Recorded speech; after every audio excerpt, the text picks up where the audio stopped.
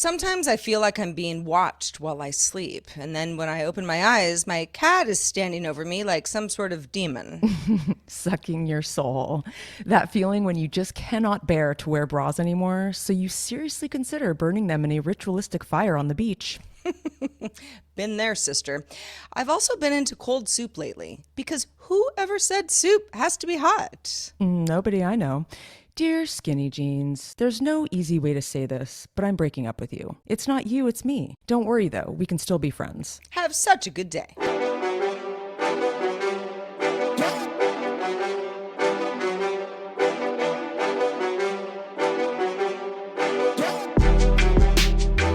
Oh, hey, world. What up, y'all? Welcome to Have Such a Good Day, the show that wants you to do just that. Episode 146 in the house. How y'all doing out there? Hey, I've been watching Ted Lasso, so I am doing A-OK. That is so funny, Heather. I mean, I love how you like it wasn't like you were dragging your feet about it because No. I've been there. Yeah. That, you know, where someone's like, oh my God, you have to watch this show. It's so great. You have to watch this show. It's so great. And I'm like, I'll get to it. But I know. like, Well, I have my own stuff, you know, like know.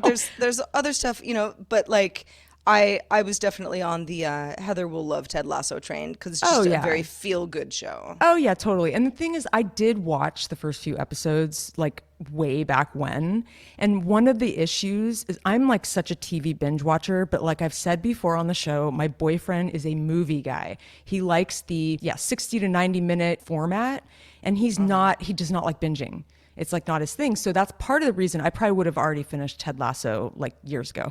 I know it hasn't been out for years, but so I don't have a lot of chances to binge things. So I have to like pick and choose. And I am such a thriller gal. So as much as I love Ted Lasso and I probably love it more than Ozark, but I just crave Ozark. You know, I crave something like that. I crave a thriller. Something dark and twisted and Tell me more about money laundering. it's not even really that. It's the tone I'm looking for, Sarah. I'm looking for atmosphere and I got tone. you.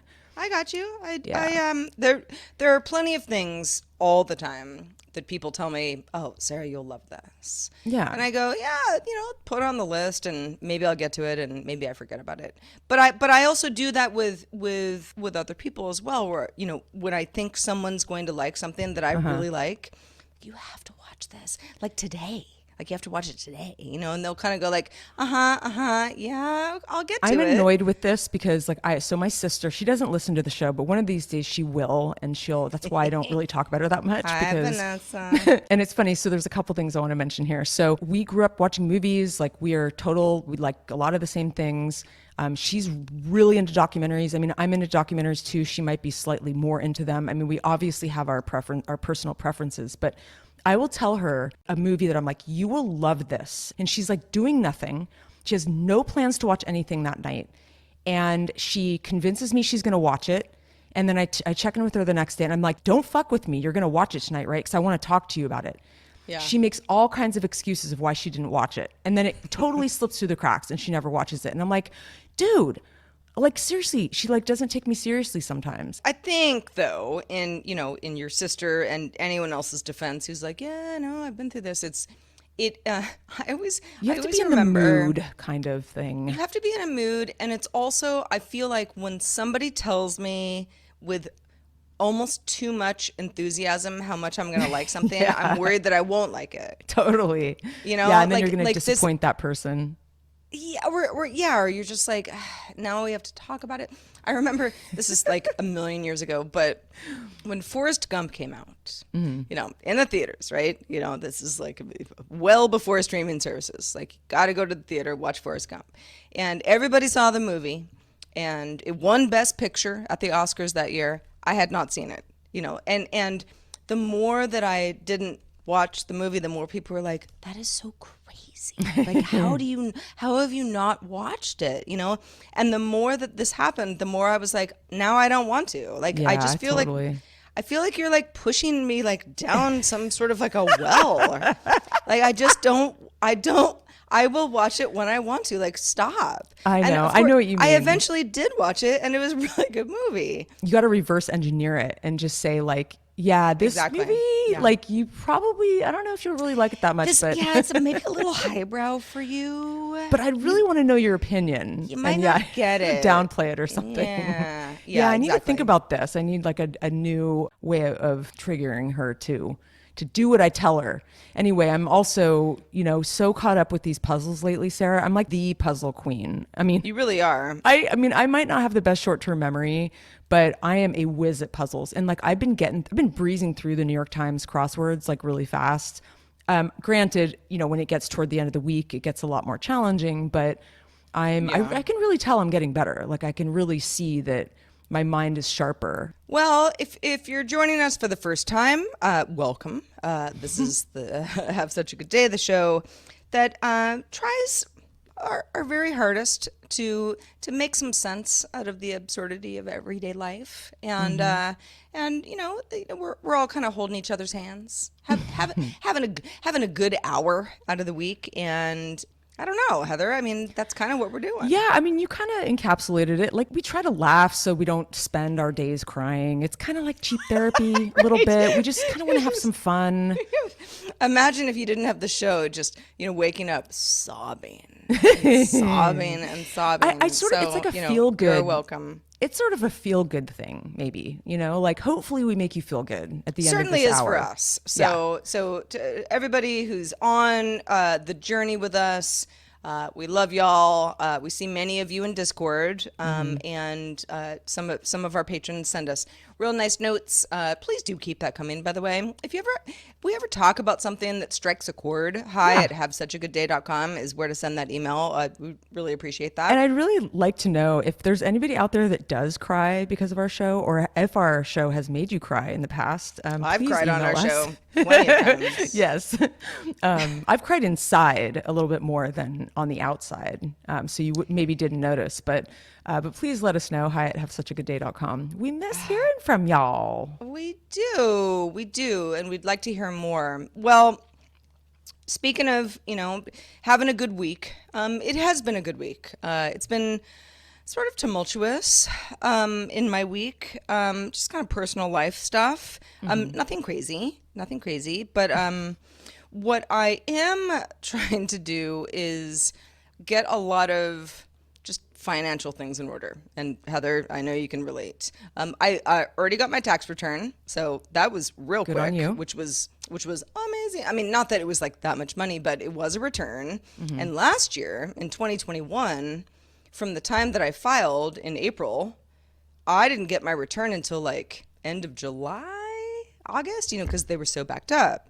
And so I kind of assumed that it was going to be the same thing this year. Fortunately for me, it was processed real quick, so that's great. But Congrats. thank you. Yeah, it's, listen, I mean, even if I got $2 as a return, I consider that a win, that I don't owe money, Yeah. And it's not always like that every year. So yeah, we did okay. But there are, speaking of finances, there are a bunch of other things that I'm chipping away at. And I've got this, I have my to-do list, which is like my to-do list, which is sort of a living, breathing to-do list, is like things like wash the dog blankets, empty the dishwasher, like it's stupid stuff, but like that's stuff that it's like I need to do that kind of on a daily basis, and then it makes me feel good to be able to say, okay, I did that, so I can take this off my to-do list. This is all on my computer. And then I have my kind of like just looking ahead. Here are the things that I also need to deal with, but like doesn't have to be like in the next hour. And one of those things is getting my passport renewed because it's expired.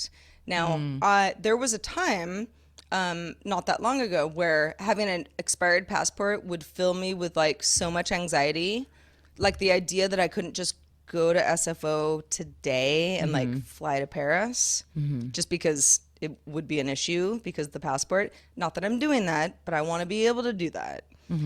That would have, sent me into a spiral. But with COVID, I wasn't flying. So passport expired and I was like, that's something I have to do. But now, life's getting a little, not totally back to normal, but back to normal in the sense that I may fly internationally, sooner than later. And I need to deal with that. And it's not that hard to get your passport renewed. You just mail it in and they send you a new one. But it's just something I have to do. But the bigger one is that I've been leasing my car for 3 years, and lease was up recently, and I decided to just buy the car for a variety of reasons. First of all, there's a huge automobile shortage right now, and that's for new cars, used cars, leased cars, Supply all chain. the cars. Yeah, supply chain bullshit. Yeah. And I'm well aware of it, and I did enough sort of digging around to be like, okay, well, what are my options? And to be honest, my leasing options, because I kind of like a lease because my car is always new, and I that's you pay for the convenience of that. But the leasing options were like astronomical. I mean, I was like, Wow. I can't pay I can't. So do you I, think I pay a certain amount per month, and that's what I would expect to pay for my new car. And if it's going to be like $300 more per month, like we're not so doing leasing that. costs have gone up with I know a lot about the supply chain and the rent and renting cars and buying used cars and buying new cars, but I didn't really think about the leasing. So did the It's all the prices same go up? because Yeah. it's all inventory. does If you make don't have sense. inventory, the dealership, I talked to the people who, at my local, I have the Volvo dealership, and they're great. I mean, Mm-hmm. it's not like I'm like, oh, what a bunch of assholes or anything like that. But they're like, we don't have inventory here. Yeah. So, I mean, we are not incentivized to give you a deal at all. And in fact, it's kind of marked up. Yeah. Because if you don't take it, somebody will, because they're going to be desperate. And I'm like, yeah, I don't want to play that game. So I also like my car. It's a great car. I think it's good. You can build some equity, and I'm kind of exactly. over leasing at this point, honestly. I don't know. I was into Well, it for a while, but it's very much a personal decision, and Yeah, I'm sure. not gonna, it's whatever works for y'all. Yeah. But for me, this made the most sense to me, at least for now. And if I change my mind later, then and things are a little bit different, I could sell my now used car and think about other things. But I really like my car. There's nothing I don't like about my car. It's one of the best cars I've ever had. So I've been kind of like doing that whole thing, and boy, is it a shit show, Heather. And it's like, okay, well, I'm gonna buy out a lease. So there's a sticker price for doing that, and you either can pay in cash, which I cannot, or you can finance it, Yep. and you figure out how you're gonna do that. And I have figured that out, with my own personal banking system and all that's good. But and a calculator. Yes, exactly. With a calculator that works. So I'm talking to like there's sort of a bank, and then there's also like the Volvo people, and they don't talk to each other. I'm the mediary between the two, and everybody needs like a document, and the document, it's sort of like, okay, I've got the document. How do I send that to you? Oh, upload it. And then I'm like, well, it did, like, the upload failed. I don't know, like, what's going on with like your online portal. Like, is there some other way I could send it? Oh, you could like send it, via mail. Where I'm like, the USPS. Oh my God. Okay, we're doing that now. So I'm still in the throes of this nightmare, but it's going to be fine. I mean, even probably by the end of today or tomorrow, it'll all be worked out. Yeah. But I just get a little eye rolly sometimes, where I'm just like, okay, Why is I this know, so hard? I know, yeah, like nobody's having a good time here. Like, it's not going to be fun to like deal with this, but it shouldn't be as nitpicky, annoying as it is. Oh yeah, But totally. it is. It is. It is. And it's funny because, technology has it really has made our lives a lot easier in a lot of ways, but it's kind of like, well, now there's all these options, because before it was like snail mail only, now it's like snail mail, like a janky portal that because I had the same situation doing my taxes. Like I would upload a PDF and it was like, this is not a PDF. And I'm like, yes, it is. Oh my God, I had that same situation. It was like, this is an outdated PDF. You need to be on version 1.4, where I'm like, this is like part of Mac OS. Like, what is going on here? It's actually really funny. We're already talking about this, but I'm leaving town in a few days, day after tomorrow. But in the meantime, I have a bone to pick with technology. I have a few bones, actually. Okay. So right. I'm really happy that you set the tone. Okay. Yeah, you set the tone. And I am grateful for technology. Don't get me wrong. And I don't want to bag on it. Louis C.K. had a whole bit about flying in a plane and how people bitch about, oh, the overhead bins are full and this kid is kicking my seat, but like you're actually flying in like a aluminum machine that's like taking you to another country, like stop bitching kind of thing. So it's like, I don't want to bitch about technology, but sometimes you can be a bitch ass bitch. So I have a few examples. Example number one, and you're going to like my third one the best, Sarah, I think. So, okay. All right, let's hear it. You ready? Okay. So I'm having lunch with my French family. See, these are the parents that I lived with, or they housed me in Paris when I lived in Paris, and I taught English to their kids. I'm still very close to one of their kids. And so we're going to have a fancy lunch at Zuni in San Francisco. You probably know that restaurant, Sarah. Love Zuni. And they have a great Caesar salad. It's a really hard place to make a reservation, but that's not the story that I have for you here. But but anyway, so I'm going to have my road trip kicks off with this, fancy lunch with my French family. So I'm we just had this French election. It's been super interesting. I've been, trying to follow it because my French father, Jean-Marc, is really into the politics. He actually left France. He lives in Germany now because he was so tired of the French politics. So we tend to get into these conversations, and my French is pretty decent. But I was like, I'm gonna pop back into Duolingo to brush up on my political vocab and maybe do a little like conversational back and forth. They have those little bots that you can talk with. And I haven't used Duolingo in a while, but it is on my homepage, my phone, because I like to remind myself, like, hey, if you have an idle moment, pop into Duolingo and brush up on your French.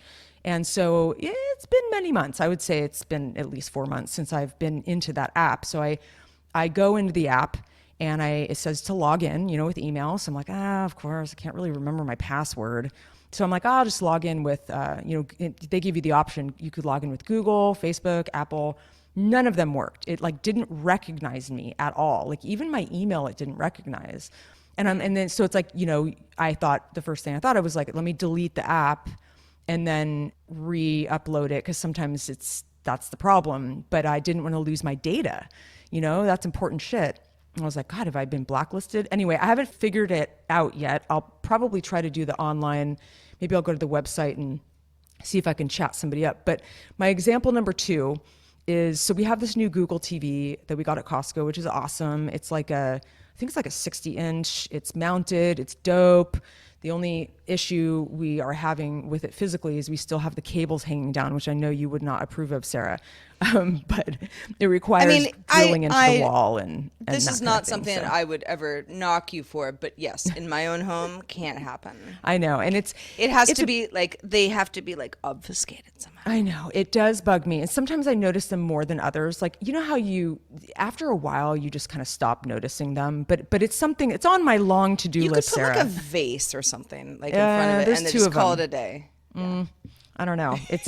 Once you come up and visit me, if you ever do, I'll show you, and you'll be like, yeah, Dang, that's a little more felt complicated. Like a threat. If you ever come up here, Sarah. It was. Well, I was thinking the other day, I was like, man, Sarah has this whole picture painted in her head of like where I am, but like it's not realistic. I mean, maybe it is. But I just thought, yeah, one of these days it'll happen. I'll have a garden party and I'll invite you. We will. All the dogs. We will for sure make it up there. Sooner than later. Let's. Okay. 2022. Mark your cow. I'm penciling it in. So this TV. So it's a fantastic TV. It's one of those Google, smart TVs, that whole thing. And and it's like with technology, it's like there's always something, obviously this is a better TV than I had. The one I had was great, but this is just way more evolved.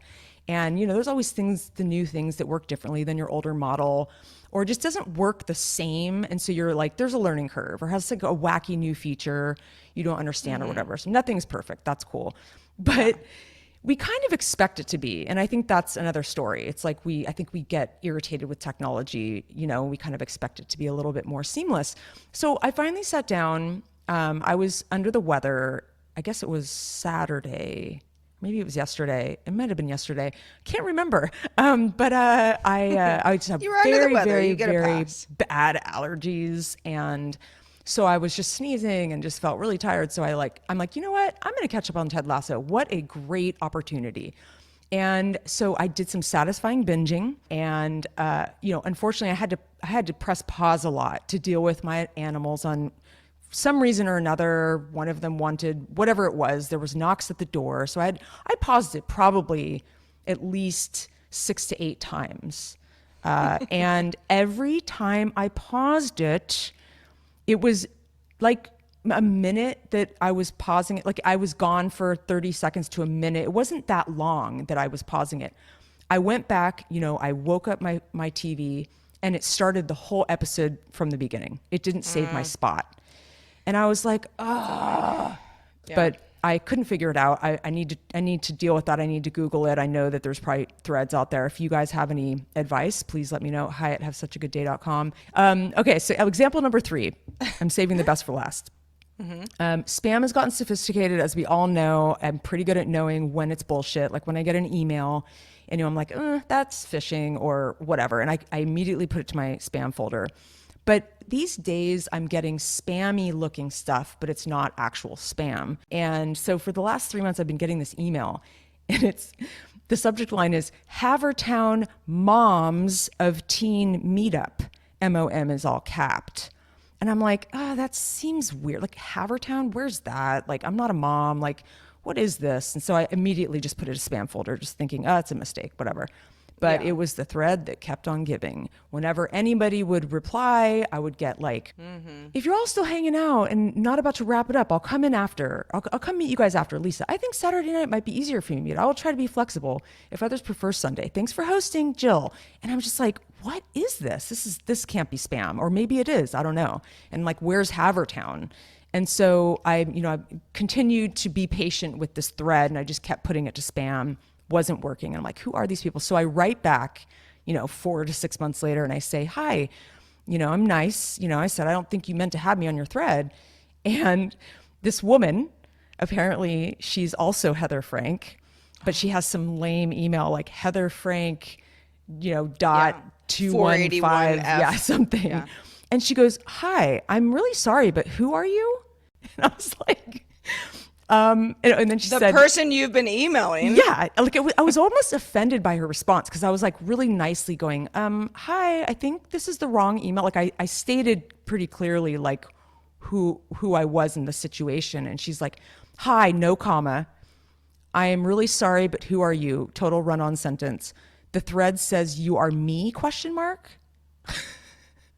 I thought of you immediately. She's probably Sarah. Just like totally confused. Like, who is this other Heather Frank? 100%.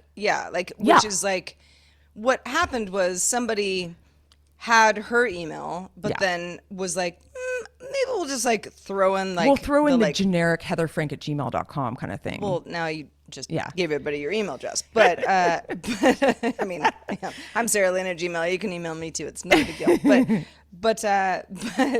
But yeah, like I've definitely been there before. Especially being, I mean, I don't know how common Heather Frank as a name is. I would assume fairly somewhat common. Yeah. Sarah Lane, also somewhat common. I mean, there are a lot of Sarahs in the world, and there are a lot of people with the last name Lane. And so, I, the most recent experience that I had that kind of sounds like what you just laid out, Heather, was there's like some, what a legionnaire is? It's like it's like a, I mean, the term goes back to like the Roman Empire or, French Foreign Legion kind of thing. But there is like a group of American legionnaires. I know what you're talking about. Yeah. There may be more than one. I don't know. But it's like a They're like veterans people of a association. legion, essentially. Yeah, it's basically military veterans. Yeah. And I'm on this somehow I'm on this thread with like 90 other people. And no. I got a couple of the emails, and at first I was like, yeah, like it's spam. I don't know, it's like weird spam. And then I was like, this actually isn't spam. I shouldn't be on here. And so I selectively, not wanting to reply to all 90 people, like someone would send a note, like an update, because they're all like meeting at some meeting house, or I don't totally. even know where they're going. And, I would be like, hey, if all possible, like, I know this is weird, but like this, I somehow got added to this, and you don't want me to see this stuff. And it's not like, it's not like I could like use it against anybody, but I just feel weird when I'm like, oh, I'm privy to stuff that isn't quite right. And they Veterans Association, they like can't figure me out. They're like, what is this? It was the exact same thing. Like, who are you? Why It's are you a here? funny And I'm like, exchange. you did this. Yeah, because you're like, and I love her. I love the way she wrote me back. I thought it was hilarious, and you could see her little picture, and she's, "Hi, I'm really sorry, but who are you?" And it's like, "Who am I? Who are you, Heather Frank? Get off my lawn!" Like, what the? Anyway, I'd like to know from you guys, what is irking you about your technology lately? Anything? Let us know. Hi at havesuchagoodday.com. Oh, indeed. That's my Omar voice from The Wire, if anyone hasn't watched that. It wasn't so very good. good. I was talking to somebody about that the other day. So I watched I watched The Wire, and if you have read, like, I'm not going to spoil anything if you haven't watched it, so don't worry about it. But it's also like, you get a couple decades in, and is it really a spoiler anymore? But I won't talk about specifics. But I did not watch The Wire when it was on HBO. I watched The Sopranos when that was live, and I've watched The Sopranos front to back probably maybe 3 times since then. Yeah, probably. I me find too. it very comforting. It's just my love language. That's that, as brutal as it is, that says something about me, and I don't care. But The Wire, people were like, oh, Sopranos is like, some of my friends, Sopranos is pretty good, but like, well, The Wire is like the best show. And I'm like, again, it's like the Forrest Gump thing where I'm like, I don't want to watch it. I'll watch it when I want to someday. Totally. I'm just, like, I don't want, stop force feeding the show. And also, like, stop telling me it's better than the show I love so much. Like, what? Why are you doing that? So it took me years. I think I watched The Wire.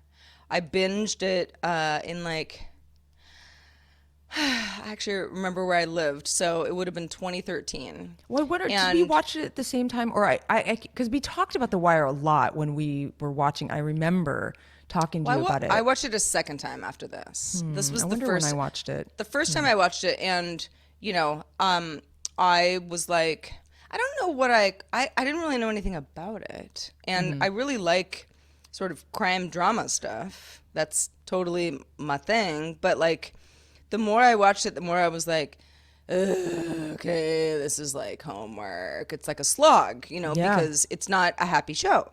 It's chock full of like details and names that you really need and to just keep track sort of of. the way things work, and it just feels like to me it felt like I was in school learning something, and that's not a bad thing, but I wasn't necessarily enjoying it either. So I got through the whole series and was like, yeah, okay, I'll give it to y'all. It was a pretty good show, but like, I didn't really like it very much. Like, I don't want to do that again. I feel like I just like came up for air. And then a few years ago, I don't really know why. I don't know. There was probably a lull in like cool, programming or whatever. And I was like, you know what? I should watch The Wire again. Give it another shot. And I liked it a lot more. I remember you liking it. Yeah. Yeah, it was, and it's not really that I didn't. I don't know. I don't really know why. You know, you're just in a You different might not have mindset. been in the right or- mood. It's kind of like I wasn't ready to watch Ted Lasso, and I will say, Exactly. I was into not watching comedies for like a year. Not because I didn't laugh, and I mean I did laugh in life. I didn't want to watch musicals or comedies for a long time. Like I was in that mode. I don't know. You I know, mean, how many musicals do you have? To, like, I don't not even really. watch? I'm not even a huge musical person, but there's been Heather's the like, reason. for years, musicals were out. The King and I, no. But like, listen, I love the Umbrellas of Cherbourg. There are musicals that I do love. Don't get me wrong, but like my boyfriend sometimes will want to put on a musical, and I'm like, oh hell no, I'm not watching that right now. Like I'm just not in the mood to be like Yeah, happy-go-lucky yeah. tonight. Like not that I'm not happy. I just want to be sucked into like a drama or something that's more. I don't know what it is. It's like this psychological thing. I can't. I don't know.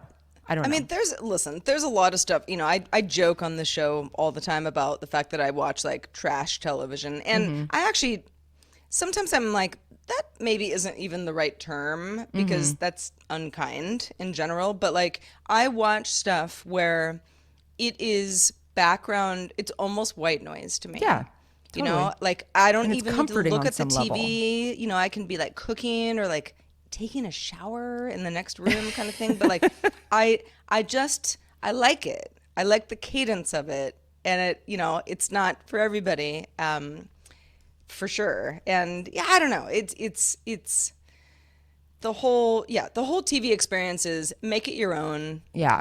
That's my advice to you. Just make it your own. Don't let anybody tell you what to watch and not watch. You do you. I know we actually we weren't very successful with we were going to do our little movie club, and we're like, okay, Sarah, you watch this, we'll talk about it next week, and it just like fizzled out really fast, which is all good. And it's not because I don't want to. I'm just I like, know. You just want to watch what you want to watch it at the time you want to watch it, and you Exactly. don't know what mood you're going to be in, and well, it and is kinda hard. I get it. It kind of goes back to that to-do list, right? Yeah. It's like I have things that I really do have to do. Like I can't just pretend that they don't exist. But when it comes to like watching a piece of entertainment content, I'm like, this can be pushed, you know, and I'll get to it. And if I don't want anybody to be mad at me either. So Sometimes I feel like there's tinges of like Seinfeld or Curb Your Enthusiasm when we talk about these things. I mean, not that we're that brilliant. Am I Larry David? But it's like, I love just like our like minute like deconstruction of like, yeah. Hey, it's one of my don't favorite make things me to watch do. this. I don't want to watch it. You got the accent down. That's pretty good. Thank you. One of the people I would love to have dinner with is Larry David. He's not the only one. Me too. I have a list, but Julia Louis-Dreyfus for me. totally That would be fun. Yeah, that would be a good one as well, for sure. Gosh, such a crush on her. We'll have to revisit that. I think at one point in one of our episodes way back when, we were like, what are your top 3, you know, famous people you'd have dinner with? And I think you did say Larry David, or I did. One of us did. I don't think I did, but I I might have. feel like I should have. Maybe I Well, did. now you I can. don't know. I don't remember. We could do a part 2. Yeah, part 2. Well, listen. So Heather, you were lamenting technology earlier in the show. I get it. I've been having some pain points as well. But one thing that did happen that's a pretty big story in the world this week is that Elon Musk has bought Twitter. Yep. Yes, he has.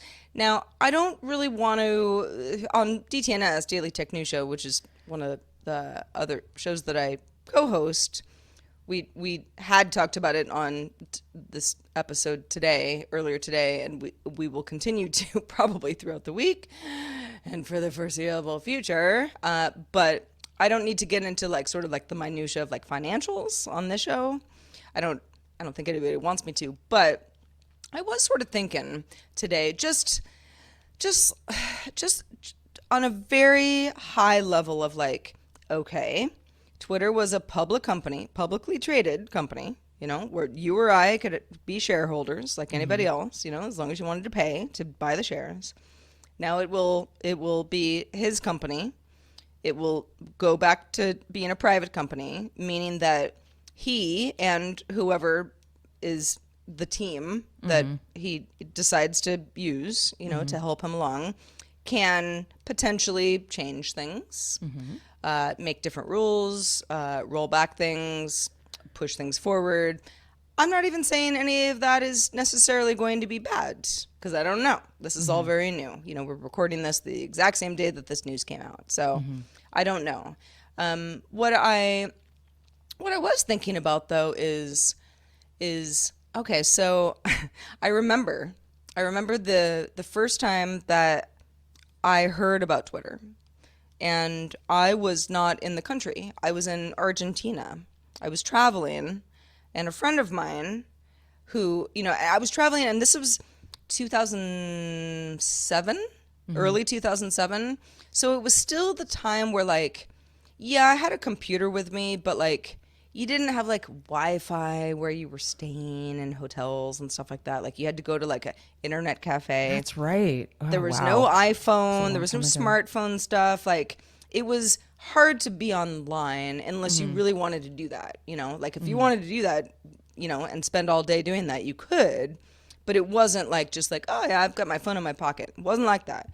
And a friend of mine got a hold of me and was like, hey, just secure your name on Twitter.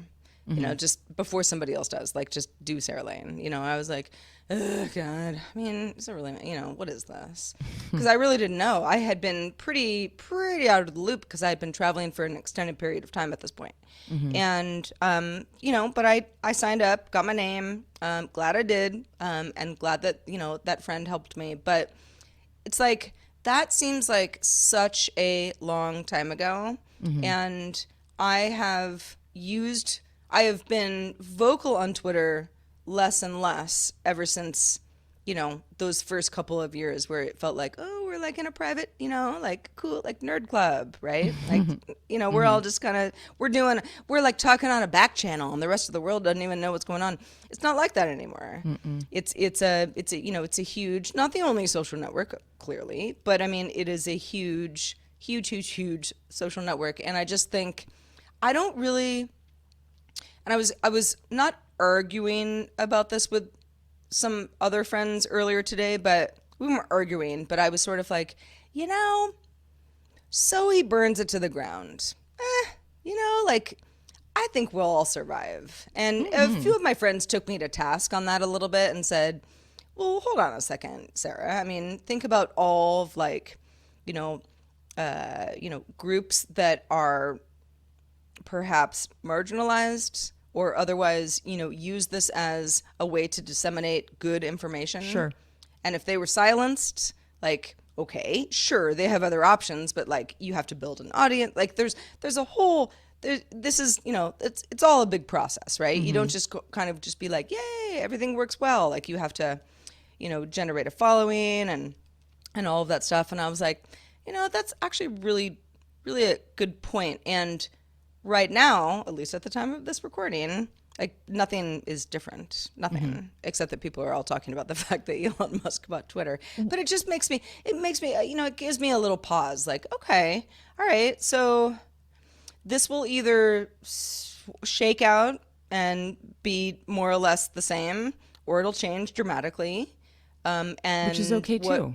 Which is okay too, and that is just how life goes. Exactly. And we're gonna have other options, but, like, it's a pivotal kind of a weird day. It is weird. And what's weird, I mean, I don't have to tell you about this news, but the fact that it wasn't really going to happen days ago because they were doing this whole poison pill thing. And then all of a sudden he bought it. And so I'd be curious to have been in the boardroom when that was, when the decision was made. It's pretty fascinating that it was such a 180. But very interesting turn of events. But I don't know. I'm always for. I know a lot of people are really afraid of change, and I am close to a lot of people who they talk about it a lot, and they fear it. To the point where, you spend all this time worrying that something's going to change, and it may or may not, and then it's like this wasted amount of worrying, and. It might be amazing if, like, it is not the same Twitter. I mean, think everything needs to change, things can't stay the same. That's like one thing we know for sure is, yeah, I mean, he's either going to change it or someone else will. And hopefully he'll change it for the better.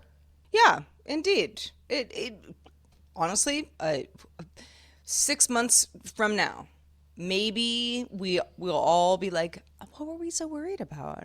It's so much better. Totally. Or maybe he'll get us all into space. I mean, it really No, is. I'm not going to space. No, I'm not either. You have fun up there. I'm not No, going to space. I don't want to go. Nope. Yeah. Unless they find. I like it on the ground. Yeah, unless they find like some new planet that's like has rainbows every day and puppies and it's like has an awesome atmosphere with like lots of plentiful oxygen. Don't hold your breath, Heather. I'm not going to. So, did we, please remind me, because all the days blend together now, did we talk about 100-foot wave on the show last week? Oh, yeah, we did. Yeah. Or maybe you might have told me just offline. I might have just told you, yeah, in between. So, documentary about big wave surfers, like tow-in big wave like the biggest waves in the world. And it's... I really enjoyed the documentary. You kind of have I tried to find it, actually. Was it on Netflix? Which platform? I guess whatever. We can Netflix or HBO. Hash it out later. Yeah. We'll hash it out later. But the documentary series is called 100-Foot Wave, and I like surfing stuff. But this is like scary surfing, where you watch somebody and you're like, I want to puke. Yeah, totally. Like Point Break. The wave that you're surfing is just like way too, like, it's like, yeah, great, you're like good at this, but like, you're gonna get crushed. I would rather die. Like, just put me out. Like, I don't even want to try. I would never do that. Anyway, it's so, though, like, I mean, if you're an ocean person, which I am, I love to be near the ocean. I like to look at the ocean. Heather, you obviously live on the ocean. Yeah, well, you should come up and check it out. Yeah, you know how it is. But like, it was funny as I was watching, because there's like a series of, I don't know, there's like 10 episodes or something in this documentary series, and you're watching quite a bit of surfing content, and I'm like, why would anybody want to go to space? Like, you could just look at this. I know, totally. Like, like you could do that. Like, you don't even have to like be like some like crazy surfer person, who's like, risking their life, out there. It's like, you could just look at that, and why would you ever want to go to space? So so if you went to like a tropical island, I know you wouldn't be surfing big waves, but like, would you snorkel and like swim with the turtles? Yeah. And like, you're not too afraid of the ocean. You wouldn't go too deep. I'm afraid of, well, I mean, I don't know. If we're being honest, I am afraid of drowning. Yeah. So I don't want to be in like, waves are just not my jam. But yeah, snorkeling, being in the water is my jam. Yeah. Just like, not, you're a good swimmer. Just not, yeah, like not like, taking it all to the, extreme. Like, just no, not for me. But I'll be on the on solid land, being like, yay, go. You'll be in the pool at the bar, just kind of half floating in the water, and in water. No, I hear you. I mean, the most I've ever done is, I have surfed a handful of times for sure, but I've always been a little nervous, and I won't surf up here. First of all, it's too cold, but there's sharks, and there's been sightings, but there's lots of surfers up here. I mean, there's lots of great surf spots. I grew up near Santa Cruz. I was very exposed to surfing. My first boyfriend was a pretty professional surfer dude. But I want to watch that. I'm definitely gonna watch it. So Sarah, one more little topic I want to run by you before we head out of here is, so as you get older, you have reoccurring themes in your own life, like that I don't know, patterns maybe that you continue to do over the years, and they become more and more familiar as you get older because they happen more often.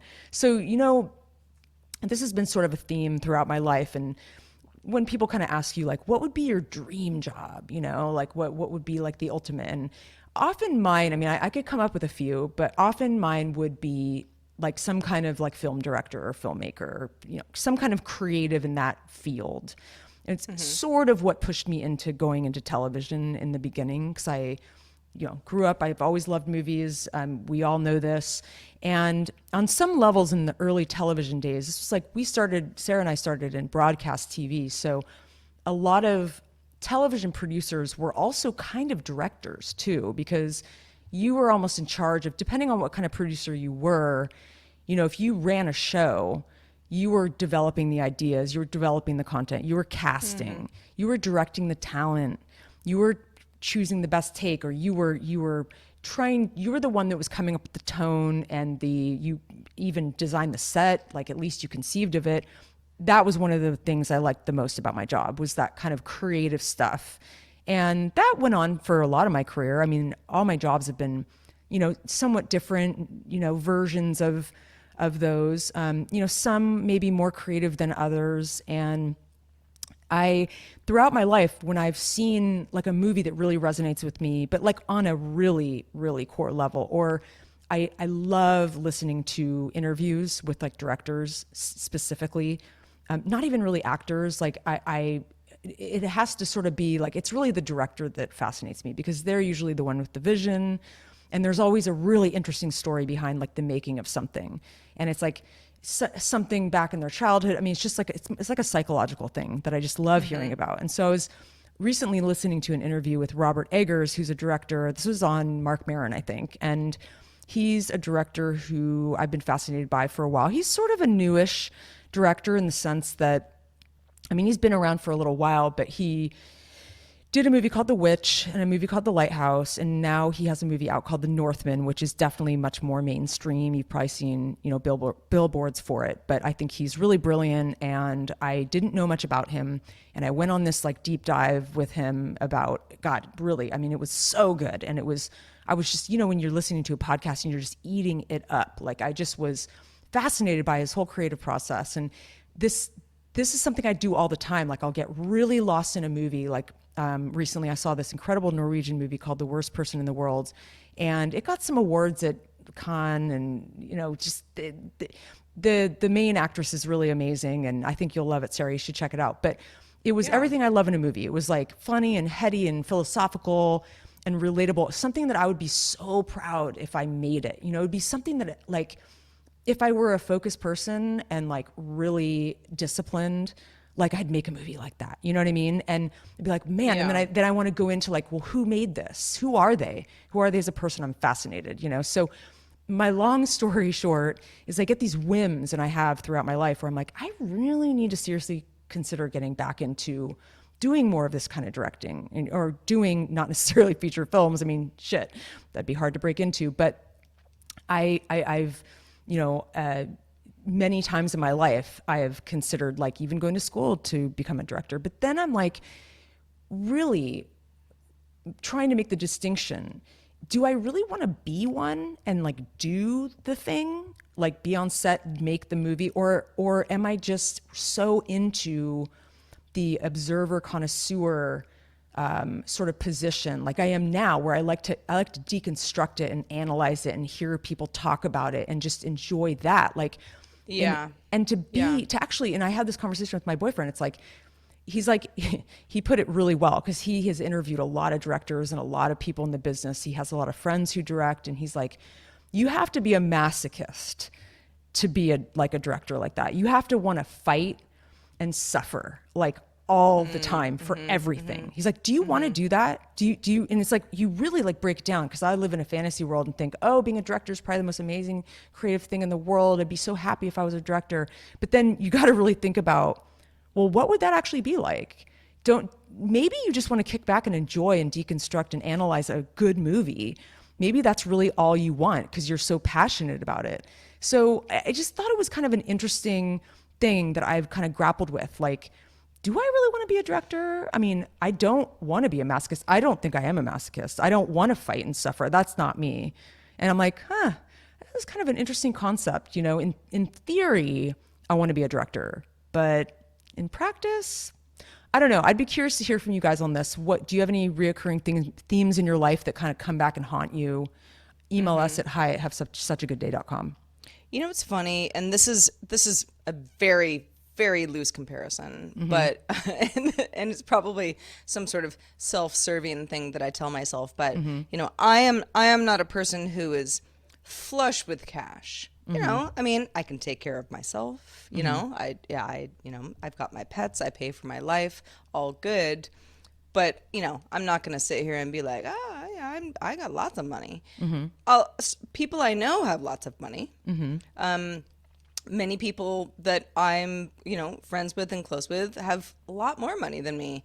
And we don't have to talk about that in great detail, but sometimes, I mean, you can kind of go like one of two ways. Like kind of the way you're talking about with the directors, it's like, it would be so cool to have all that money, but at the same time, yeah, but with the money comes a lot of headaches. Mo money, mo problems. Yeah, and like money adjacent is sometimes like a pretty great place to be. It is, you know, where you're like, you can do fun stuff, and maybe some doors are opened that wouldn't, you wouldn't be able to open just on your own.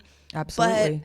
But you're not carrying the burden of the whole thing. Yeah. So, yeah. No, that's a good comparison. And I think that also some of these realms in these industries are like really, you kind of have to be, it has to be in the family. It's all a lot of nepotism, and so maybe if my dad were a director, I would just naturally go into it because it was like, it's kind of easy for me to do it. But that isn't the case. Anyway, it's a big conversation. It's something I think about a lot, and I'll let you know if I have any new revelations about it.